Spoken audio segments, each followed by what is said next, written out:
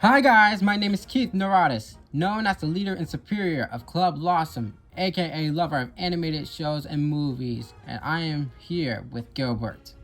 We're both gonna grind you to dust! What? Hey, yo. I'm sorry, I forgot to mention What was that? We do hilarious surprises. I forgot to mention that. Ooh, lazy bones. It's me, a lazy bone. Colby. You dare question the mighty Jimmy? And our thumbnail designer, Renegade. I like Spider-Man. So first things first, how are we doing in this lovely Tuesday afternoon? Doing alright. I'm outside, so if it sounds noisy, my apologies. It's okay. I just finished listening to 2 soundtracks in a row. Musicals Heathers and Mean Girls. It's just ridiculous, but they just sound like sequels. Oh. I've just been chilling. I got schoolwork to do. I've been playing on my Switch.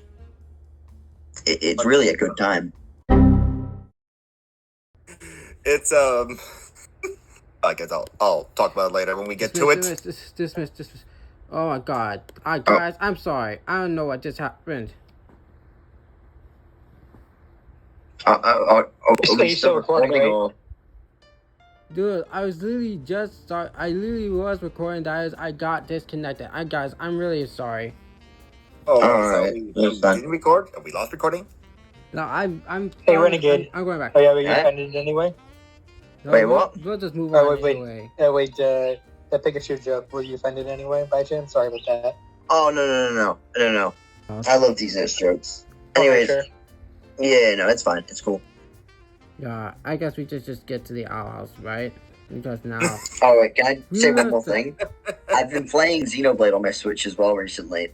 Beautiful running game. I absolutely love it. And everyone should play it. It's a great game. Anyways, we can talk about the Owl House now. I started rewatching Season 2B, and it's like way better than I remember it. yeah, and the moment I heard about the season 3 announcement, I literally recapped the whole show since last September. We're like watching 2 episodes a day. So here I am. Let's get to the thanks to them recap. That ribbon is tied together. Next to that hand with a cut. You don't think This is leading us to... Titan's blood? Titan's blood! It's like you're reading each other's minds. You must have been friends forever. It wasn't always like this.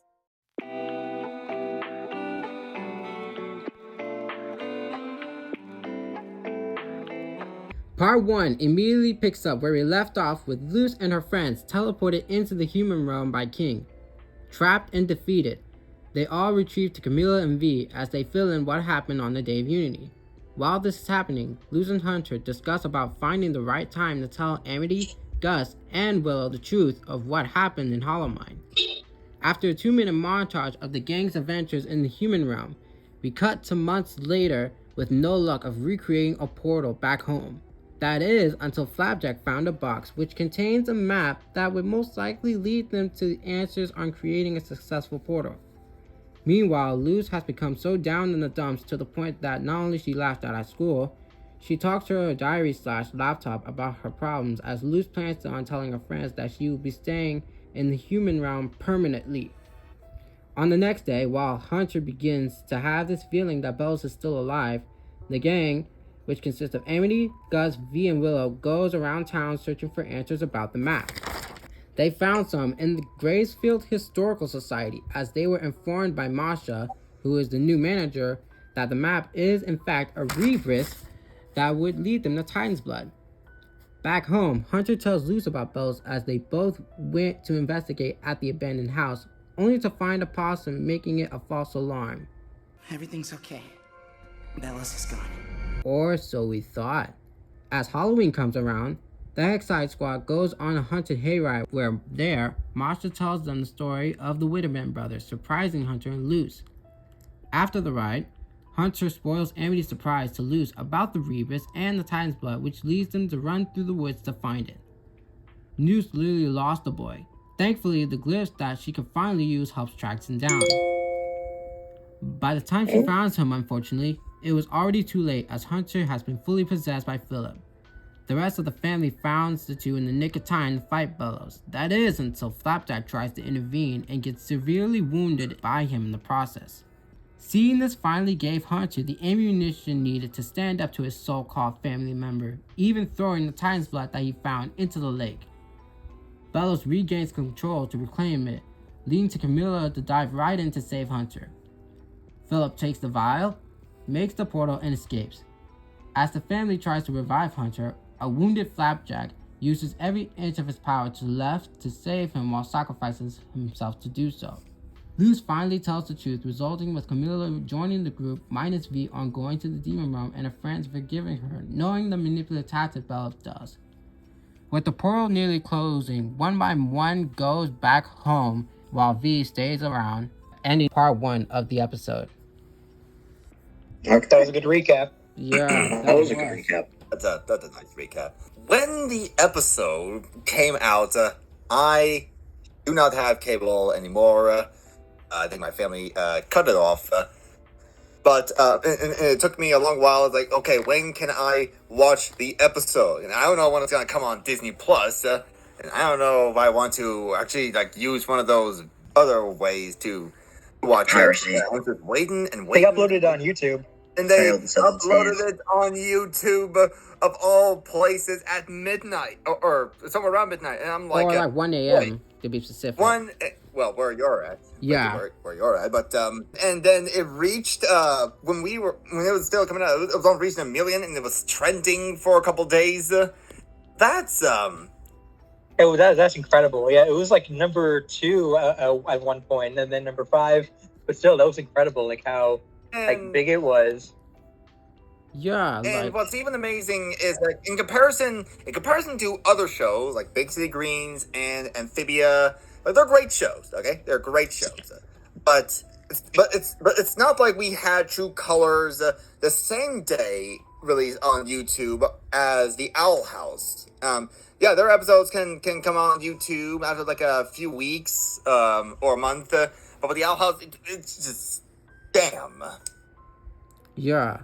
Of all Same day shows. release is crazy for a show. Like, I feel the most invested out of any of those 3 shows you mentioned, because it's the one I've stuck with the longest, of course. But man, I'm just really getting back into it now after a while. Because there's a time when I had kind of my attention shifted towards other things. But when I eventually rewatched it, a lot of the last season now, it's really getting to me.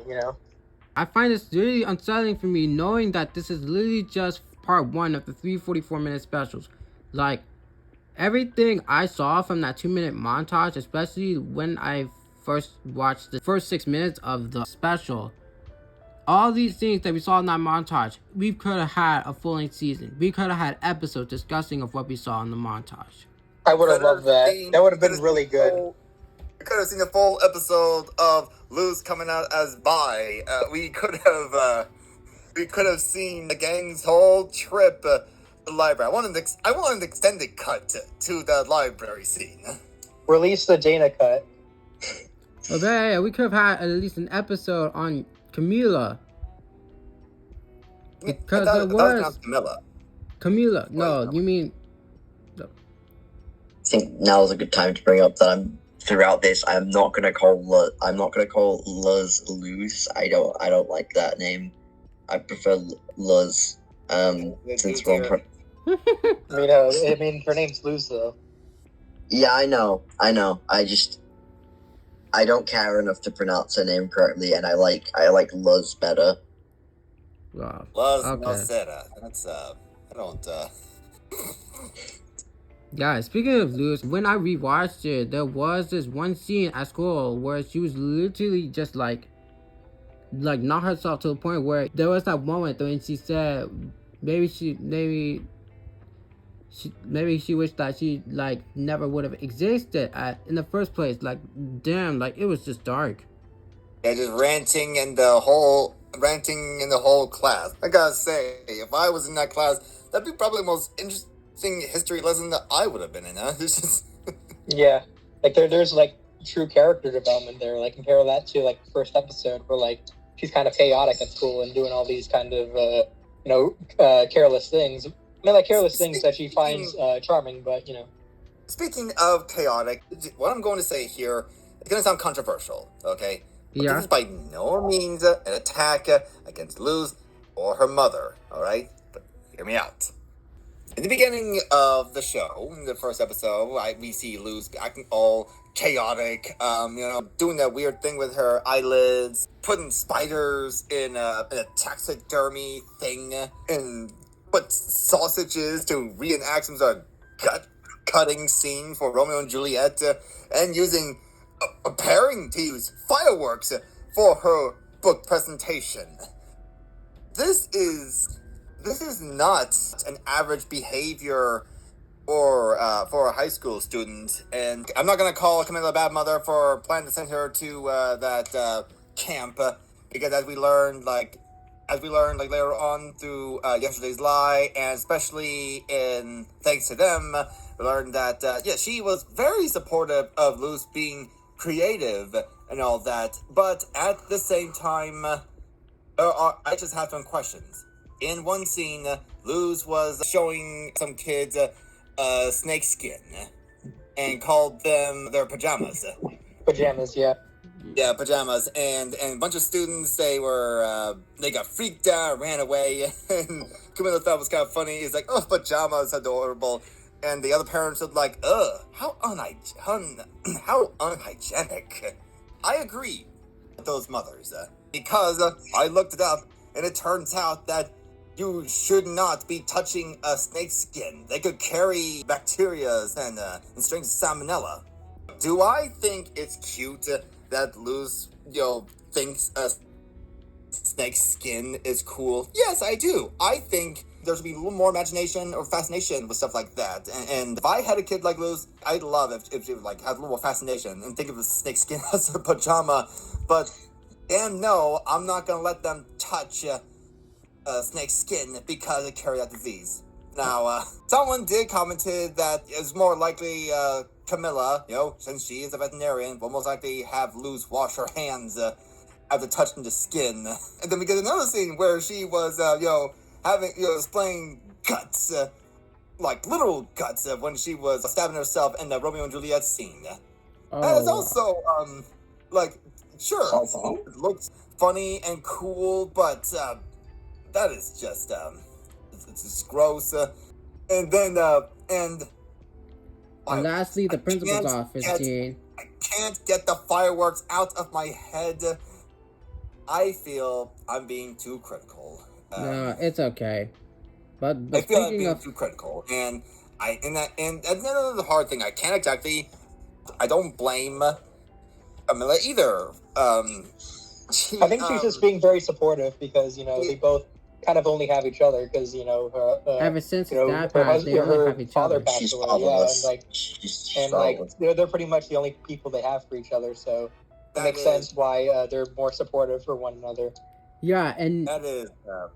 And looking now at that one principal office scene, it pains me to see that if I rewatch the show now, I can now understand that when she gave her the brochure of the reality check camp, Camila never actually wanted Luz to go there to begin with.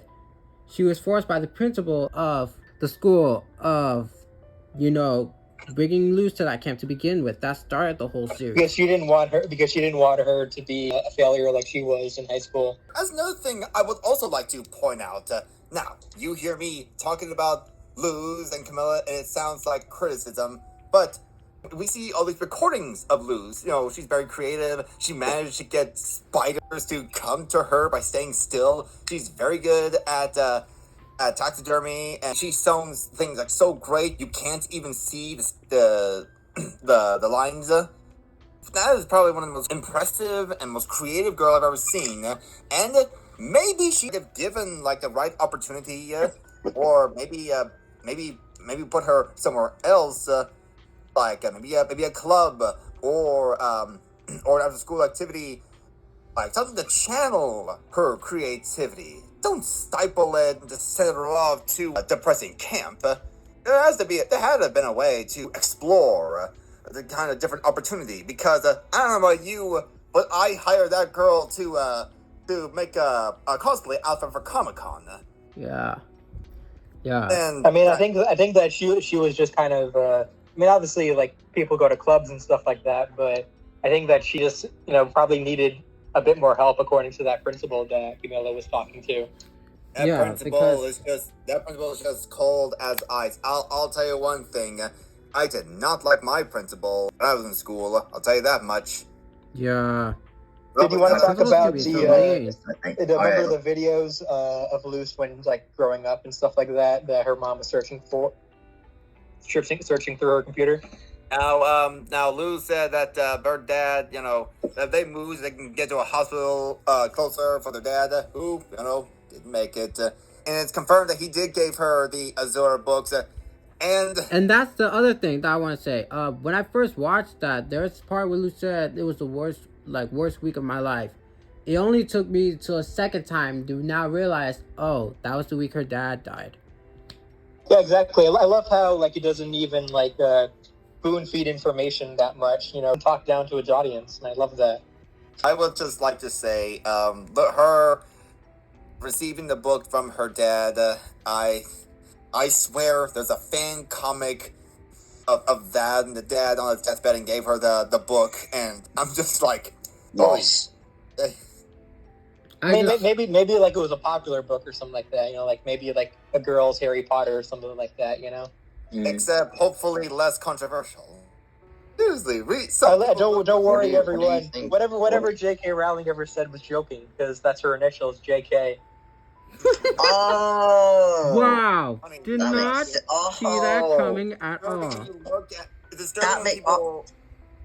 Sometimes when people write their stories and years later they wouldn't realize it until looking back at it, like the guy who made El Tigre, Jorge Gutierrez, lately learned that he has autism, and then he said that, come to think of it, it's likely that he made Manny Rivera autistic, and he said didn't know it when writing it. Don't get me wrong, I quite liked the films. I never, as a kid at least, I never realized. Obviously, I wouldn't have noticed that. I was fucking 12. Obviously, 12-year-olds. Obviously, Yeah. wouldn't fully understand some of this crap that JK put in there. But knowing what we know now, and she even admitted everything she does, she don't give a shit. She's just doing it for the money. She actually did say it last week. Wow. Did she? Oh, did she really? Oh, what a terrible person. I wanted to say something else, but I. Anyway, Don't let's think I get let's not get off track. Yeah. Yeah. Go back to the episode. I have my share with Luz here.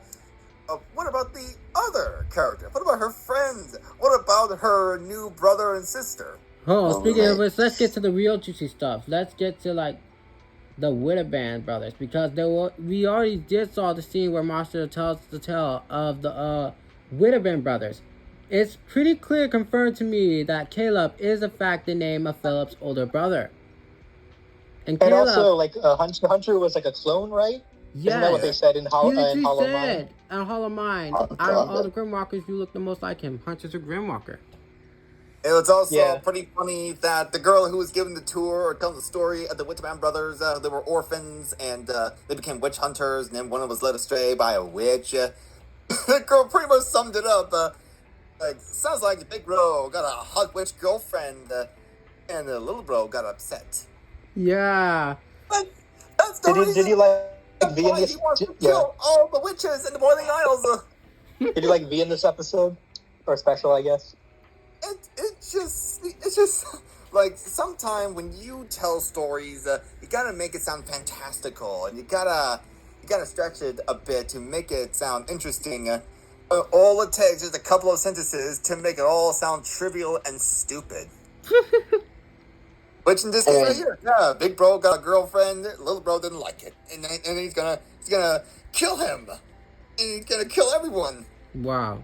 Well, I also find interesting that the witch that Caleb married, we got the name reveal, which is Evelyn, which is pretty clear to me. Evelyn, Gwendolyn, Edalyn, Edelin has to be related to Caleb. That's the case.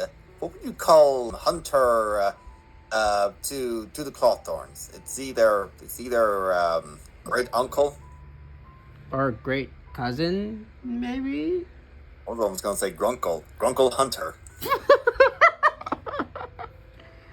Woo! You notice how like like the show's kind of like it's definitely pushing on like the shipping now. You know?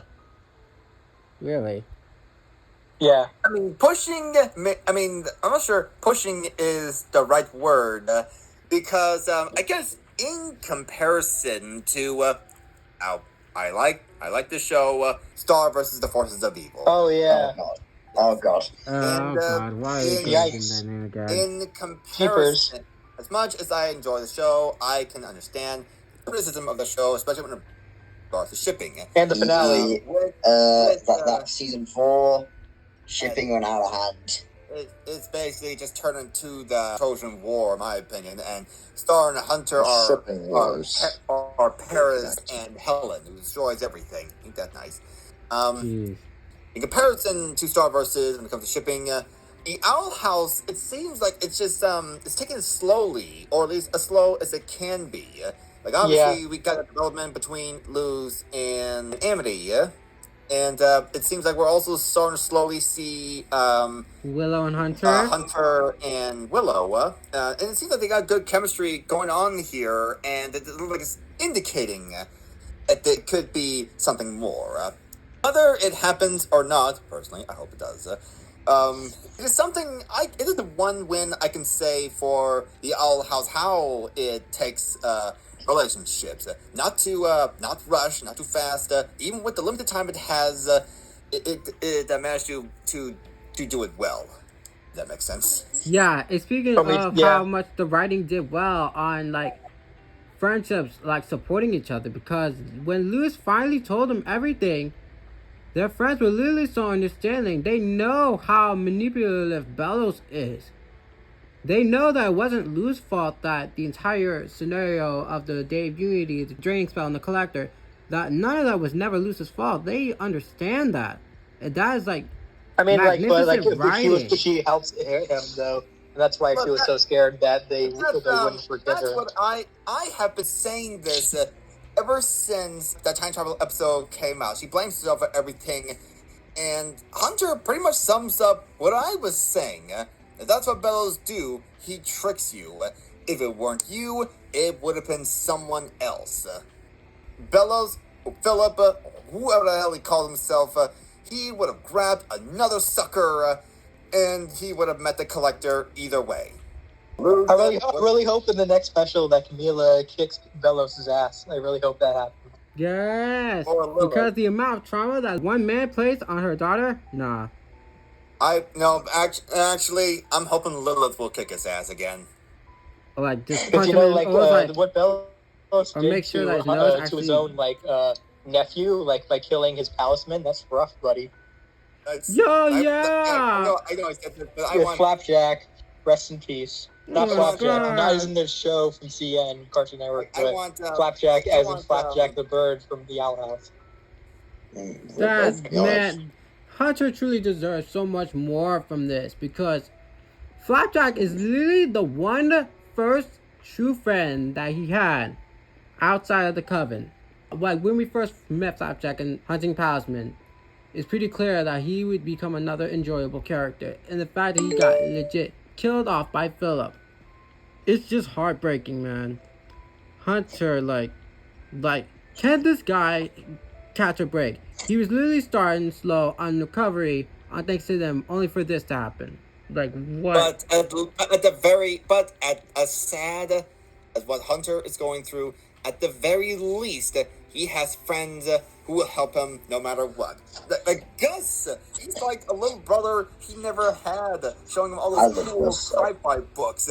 Even Hunter even got so into it, he started cosplaying as one of the characters.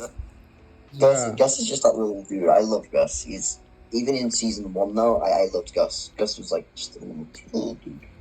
I wasn't too keen on his character before, like in season 1, but I'm liking him more now as they're developing his character a lot more. because I just kind of thought of it as him as like the comic relief guy, but It's kinda, like now he's got more good stuff going on though. Like, sure he is funny, but like he has an emotional turmoil to him as well. I think. I think. Okay, I'm gonna point this out now. As I was watching season 1 during the summer because of a thing I did on Twitter, Gus was like one of the most enjoyable parts for me because he was just like he was just like I love him. He's just cool. You should watch past season 1 because he just gets so much better. I like the first season, but yeah, I have heard that season 1 is pretty like mid. Like my friend, they like it's the mid compared to what comes after that. I don't know. Season 1 felt like a drag to me. I didn't like it compared to Amphibia. I loved Amphibia season 1, but Owl House season 1 I just like struggled to get through.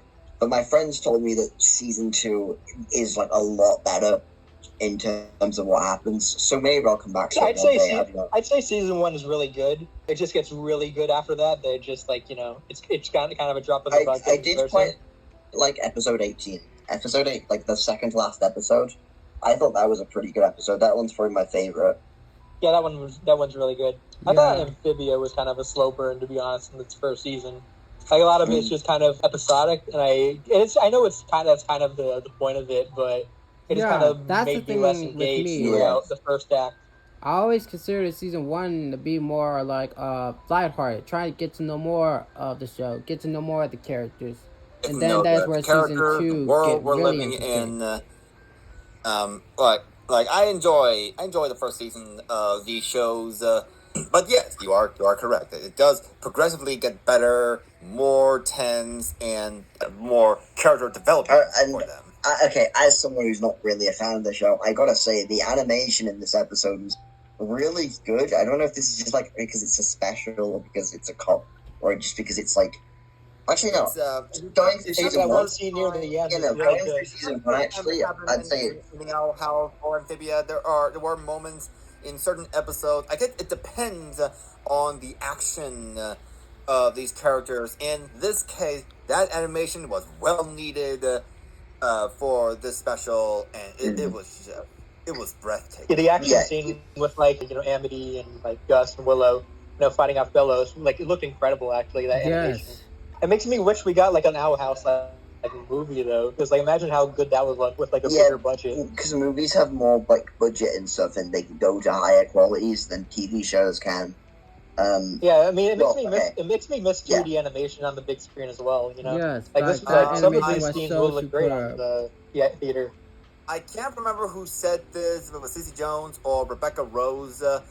I think it was Rebecca, who says like when the episode came on YouTube, they said if it did well, who knows, we could see something more from it. Now, another season is off the table, but I would love to see a little spin-off, a miniseries, or a graphic novel, honestly. I would love to have more. I love at least a graphic novel. Like, I want more of it, too. Like, graphic novel like has a whole, like, universe to explore, basically. Like, it's like even when like Gravity Falls ended, like it ended on such a great note, but also it kind of ended when it needed to end. I feel like compared to like the Owl House though, that has like a whole universe like full of different characters. At least for Gravity Falls, we got the journal, we got the Dipper and Mabel Choose Your Adventure book, and the graphic novel Lost Legends. With Amphibia, we're getting Marcy's journal. For Amphibia, it deserves something. Yeah. With the impact it left, it would be a crime to see nothing come out of it. Yeah. Also, I still need to finish Amphibia because I got to where Marcy comes in. Yeah, I got pretty far into it. I just haven't had the time to finish anything, to be honest. I mean, to be honest, like I think Disney's like big priority is what's like popular on their streaming service. So like they're always looking at what's trending though. And most of it is like their movies and like Star Wars, superhero, whatever. And I mean, if they there's been times when like the Owl House and Amphibia have been trending on the page. So like they'll keep note of this if like we keep pushing for it to to get attention. And hey, we got a lot more LGBT rep in that show. Not only with Luz coming out as bi, we also have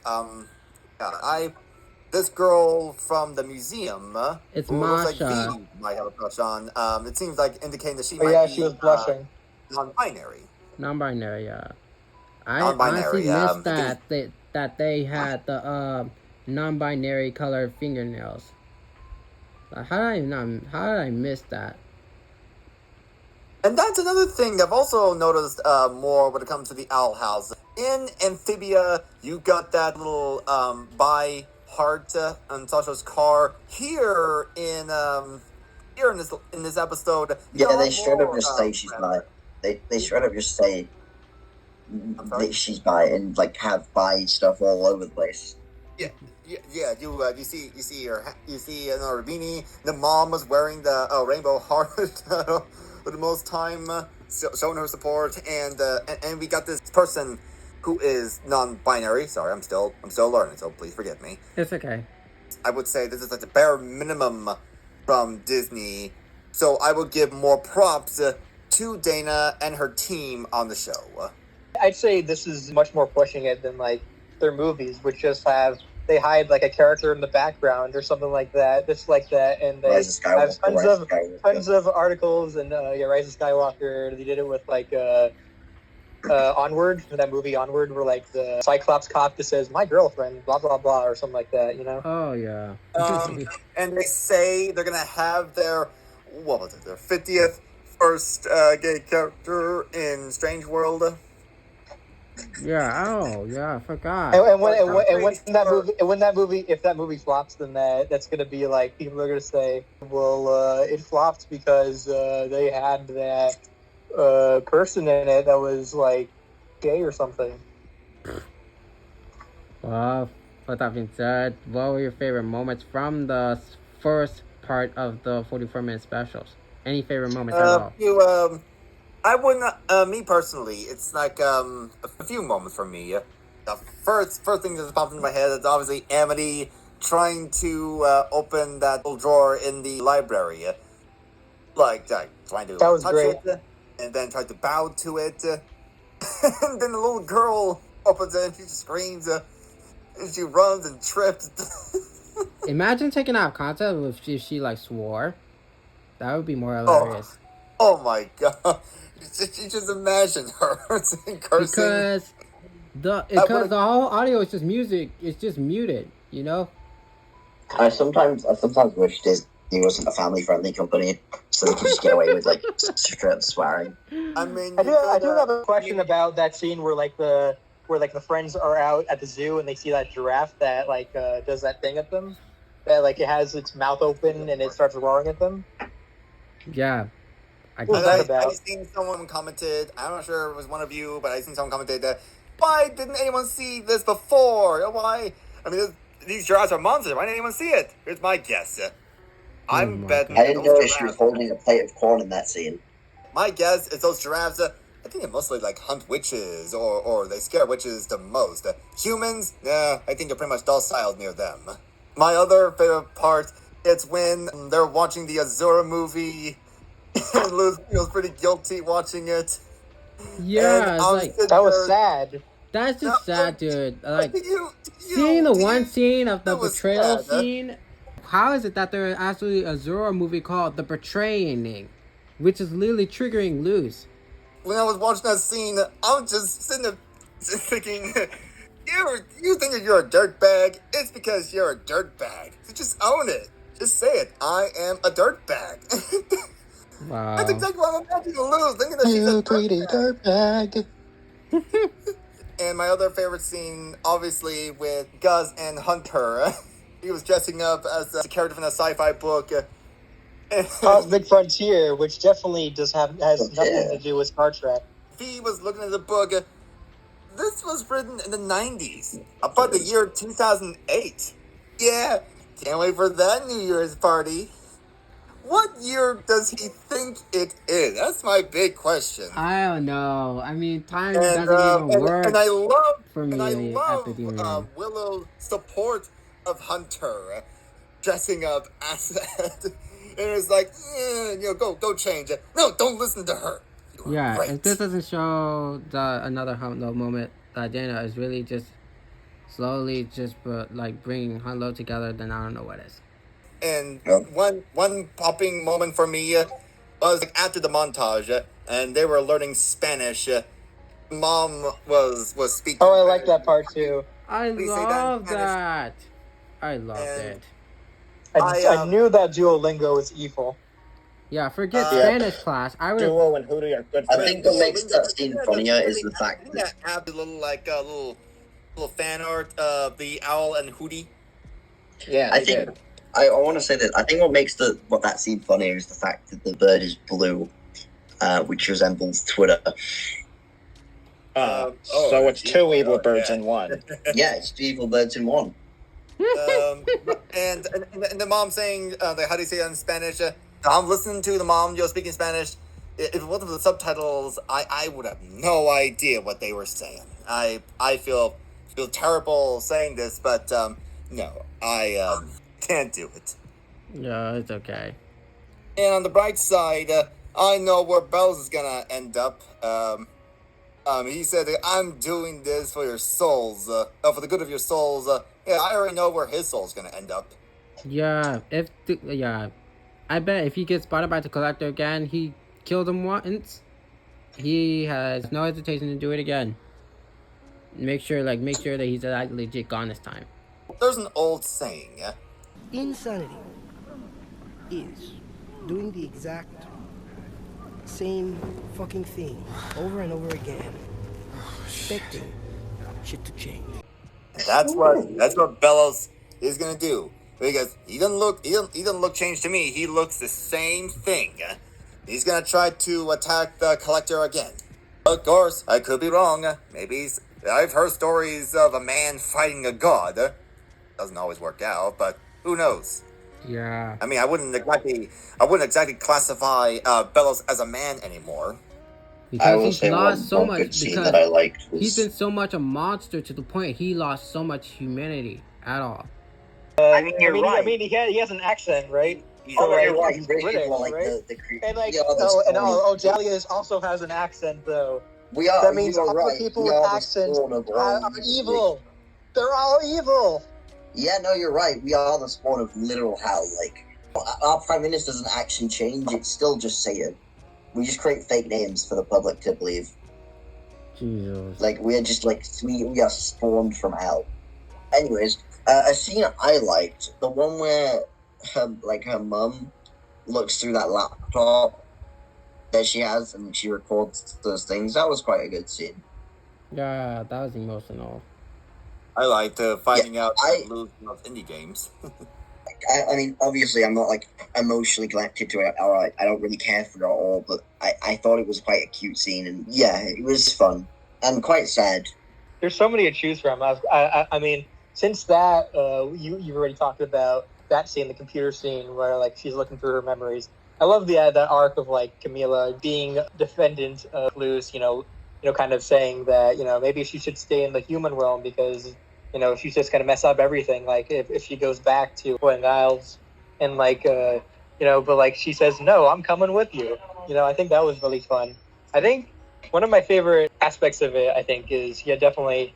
I just again, just like a lot of the character moments in it were just amazing. Like I like the stuff with like Bruce and Amity as well. Like I liked how like Amity said that I can be your what was it? What's the other character's name? I think Hecatine to your Azora. That was cute. Yeah. And then they went out and dressed up as the characters. That was really cute. And they also like had like all these like photos of them like hanging out over the summer or whatever. Those were cute as well. Yeah, I mean, I think the only thing I would have wanted more of. I wish we got more like Luz, Willow, and Gus like interactions in the past several episodes. Me too. Because literally, my favorite moment was literally Hunter's character arc so far. The one big emotional scene that struck me is that Luz letting Hunter know that he's also part of family, which literally brought him into tears. That hit me right here. Where it hurts. Because with Luz and the rest of the gang, that's Hunter's actual real genuine family. He actually felt like he's part of family now. it hits me where it hurts. Yep. I hope that in the future, Hunter will have that name, Hunter Nocera. That'll be his new name.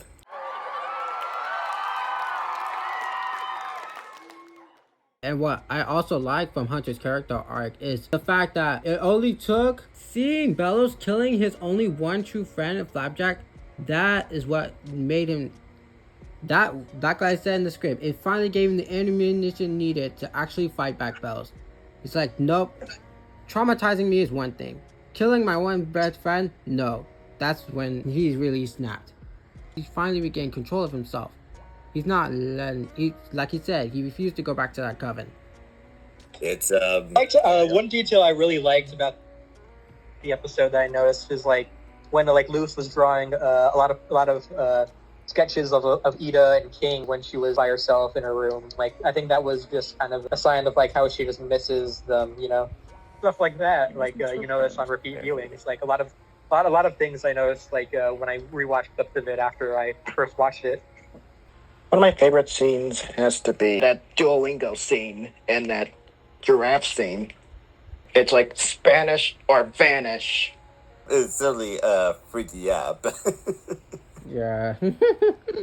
Which is why I'm just gonna rate this like a 10 because everything that they like put all together into this limited amount of time that Disney gave the crew members, they somehow managed to like fit everything together all within 44 minutes. And yeah, a 10 as well.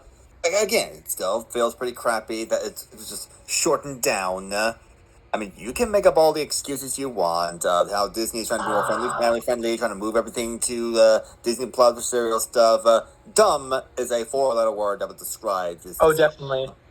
I mean, it was trending on YouTube. How does it not fit your brand?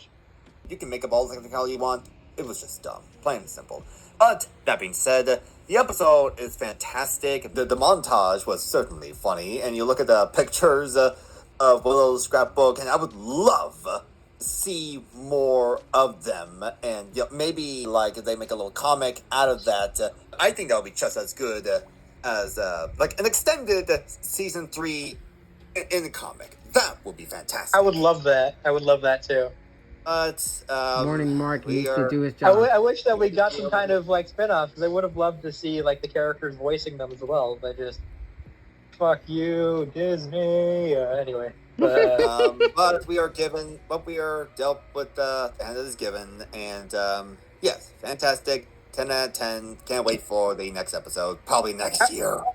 I would also rate it a 10 out of 10.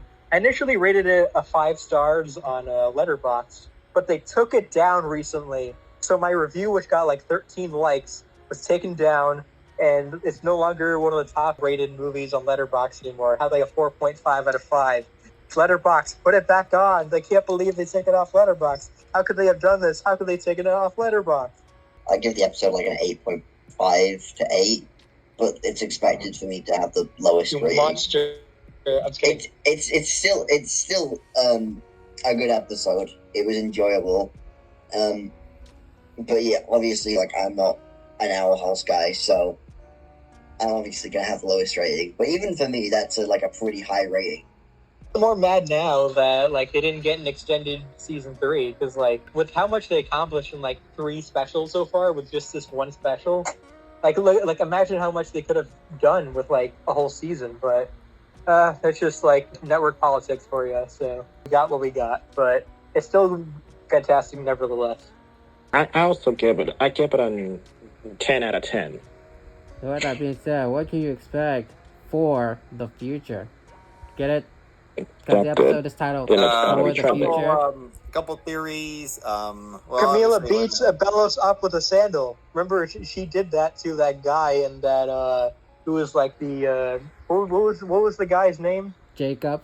Yeah, he had a brief cameo in this new special as well. Like remember when she beat him up with like a sandal. A chancla. Oh, I hope that Camila does that to Bellows. I That would be epic. I would love that. That guy. I think someone told me that guy is basically the Crocker of Graysfield, picking on a little kid on Halloween, and the police arrested him. That was my.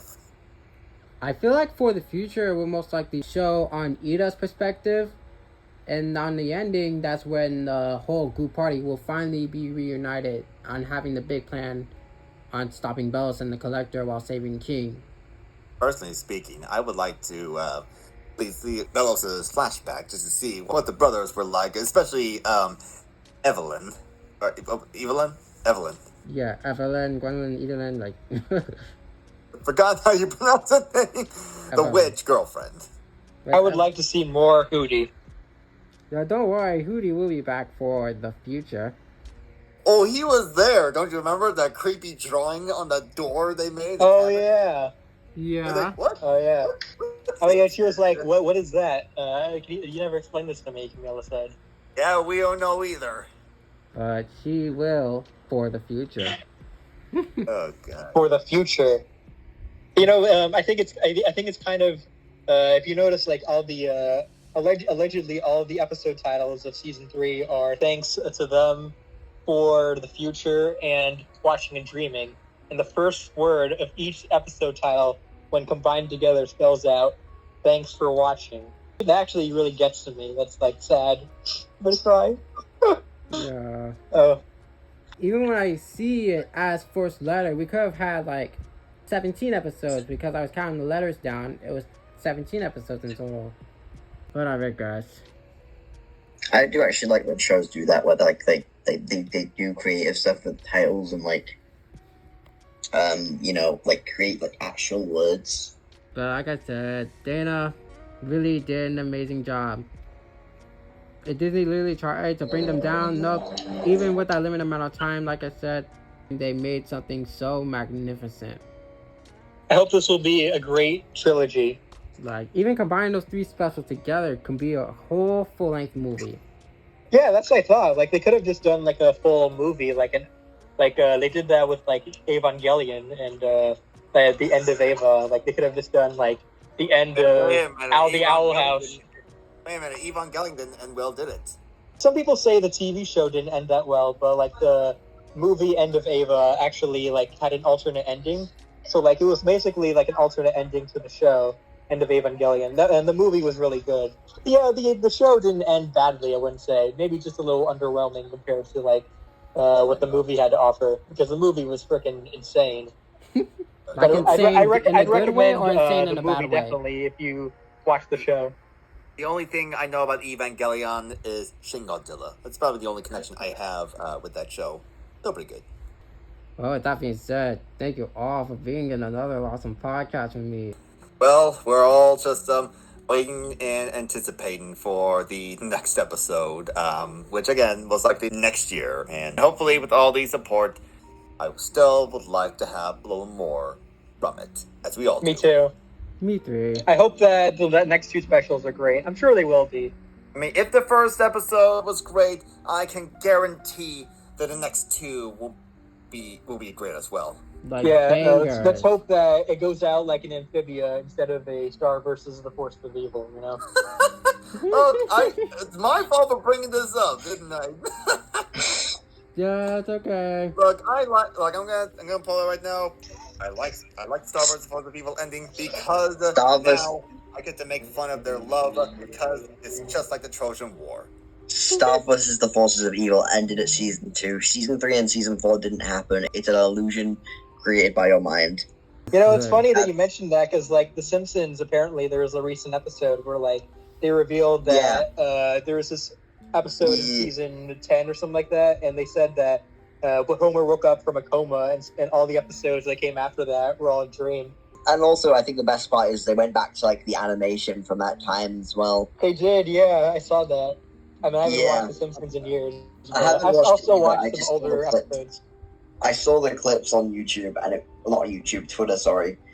And that is really funny, to be honest. Yeah. Hey, thank God that means that the Disney Plus specials are no longer canon. With that being said, make sure to drop a like and subscribe. Click on the notification bell so that way you won't miss out on any more of the animation content from us. With that said, I bid you peace. Bye! Say bye, everyone. See ya real soon! Bye. Spectators. And I can't wait for the year 2000.